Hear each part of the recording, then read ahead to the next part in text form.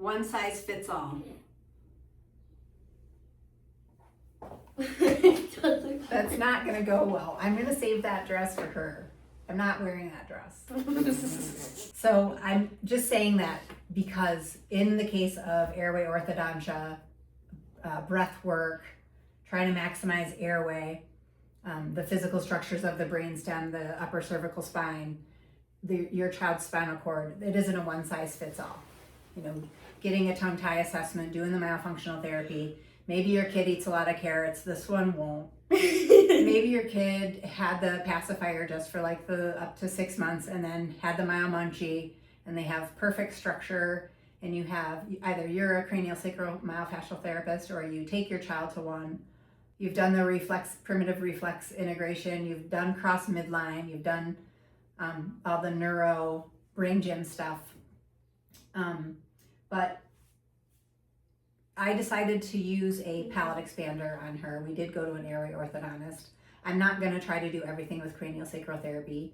The amount of time that she gets to have in sleep of having that bone stimulation, which is a direct technique to use osteopathic terms, but I'm titrating it in a way that her body will allow it and say yes to it. It's a consensual amount of a turn.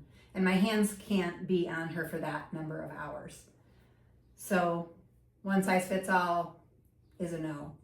Do what works for your family. Follow people that are educating you on this. Get your kids to do the brain gym activities and the crossing midline.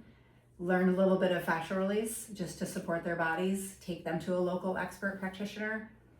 Listen to the podcasts. I'm going to list a bunch under all these videos of ones that I've found and people that I think are doing good work to educate parents to, no matter what your finances, no matter where your physical location of what people you have access to you, that all parents can have tools to help their kids. We learn from our mistakes of the Gen X and the Millennial orthodontia, and we do not rigidly follow one dogmatic thing. It's always better to not look for a one size fits all.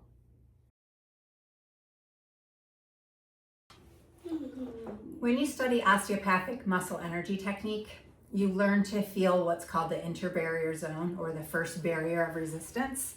So many of you, if you've been to PT before, you might have had people, and they probably did it too hard, which doesn't work. Okay, so you can take the leg in muscle energy, relax your body. In muscle energy, you can take your leg into flexion until you first feel a barrier, which is right there. For her, I'll back off. Then I go into other rotations, and you can find right where that spot is where the body starts to tighten or consider the conversation. So for whenever I do the palate expanding,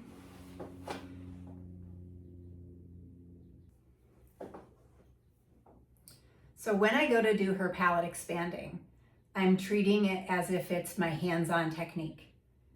I am starting the expander, and you can feel the body allowing it.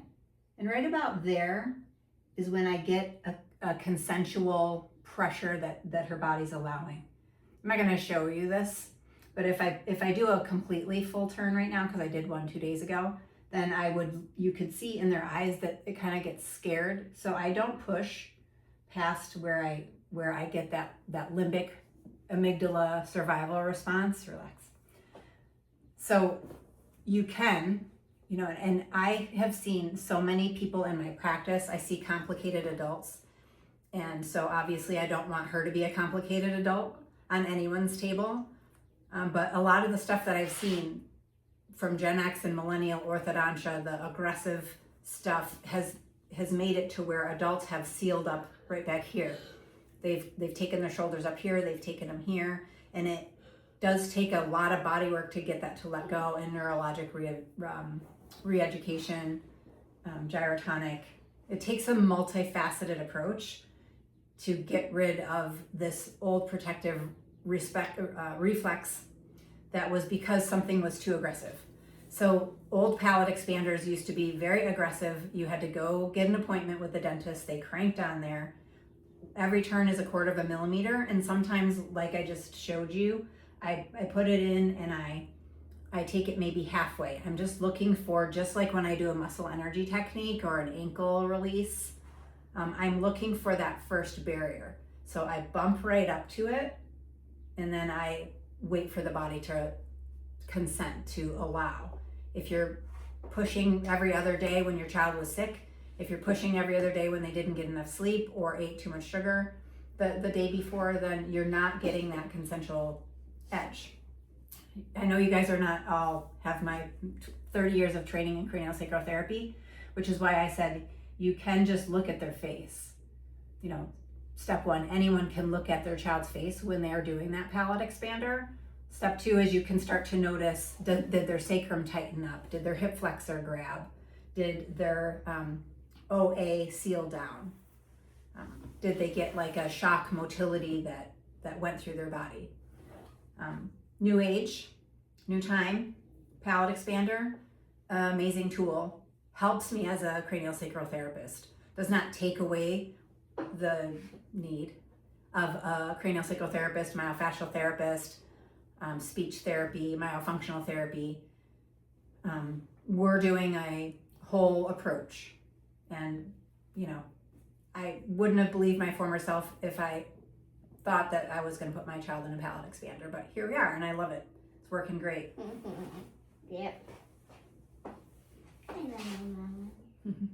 If you've expanded your child's palate and they have a complaint of like a headache, or one time that I did it on her, it actually grabbed her cervical number 3 and 4, and I just worked through treating that. But you can always just do a nice indirect fascial release across the frontals or the occipitals. I have my lower hand on the adrenal glands and the central diaphragm. So frequently there's going to be a lot of vigilance. You're asking the maxilla, which houses, you know, very vital structures under there. So the body's going to protect you of any of those forces. So if I do a lot of hold the frontals, hold the adrenals, and let that communicate, it's called neurofascial process. So after you do your child's palate expander, if you find that they're complaining of a bit of a headache or they feel a tension, then anybody can put the hands on the adrenals and the frontals and hold it there for 10 or 15 minutes. I've said this before, but I recommend putting your kids on the dining room table with like a couple folded up blankets, not trying to do this over your bed. It's not comfortable. Or if you were in bed, I have treated this one by being behind her and she's leaning up against my body and I am kind of reclined against the wall. So new generation palate expanders, you get to control how much force. You can time it along with your orthodontist to take a little bit more time. Pump the brakes if they're sick, pump the brakes if they're playing, you know, soccer or have exams. Anything that is a big strain on the central nervous system, physical stress, emotional stress, viral load. Just let their body take its time and wait for the yes. If you bypass the no a little bit, the eyes bulge out, they have a little bit of pressure, you can do a little bit of help. And it would be very helpful for you to, you know, on my website, I have links to 3 different methodologies that I know about that you have practitioners in your area. Best case scenario, you have an amazing holistic dentist.